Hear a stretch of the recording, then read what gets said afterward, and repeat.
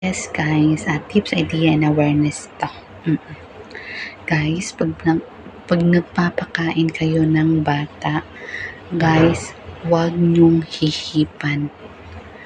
Yung like, di ba kutsara, tapos ganon ninyo guys, huwag yang ganyan. Kasi nakaka-terminate yan. Kasi sinasabi ko paulit-ulit, yung mga amo dito, masiselan sila. Oo, pwera na lang sa mga hindi mga masiselan guys. Oo, huwag niyong hihipan or huwag niyong iano sa bibig ninyo yung kutsara. Ganyan lang siya guys. Ganyan. Ganyalin nyo lang siya para hindi kayo ma-terminate. Kasi may mga amo talagang masiselan. Pag nakita nila yan, ay naku, terminate ka agad. Pababain ka nila na wala sa oras talaga.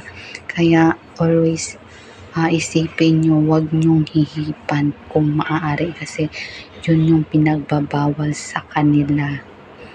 Tapos guys, dapat siya, kumapakain man kayo ng mga vegetable sa bata, dapat yung maliliit lang, wag yung malalaki. Like, di ba yung liitan nyo yung pag-slice ng mga vegetable, yung mince talaga siya guys. Oo, kasi yung mga bata na 2 years old, nakakakain na yan dito ng vegetable, pero mince lang talaga siya.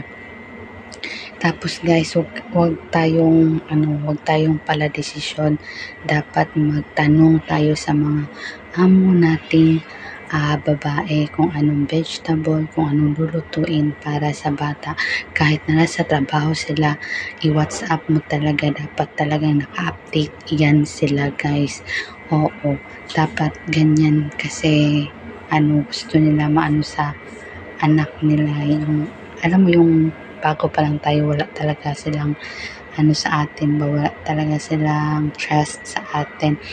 Oo, kasi nag-a-adjust pa tayo, nag-a-adjust din sila. So, yun yung dapat sabihin nyo sa mga amo nyo kung may mga kayo tungkol sa bata. Dapat naka-WhatsApp yan.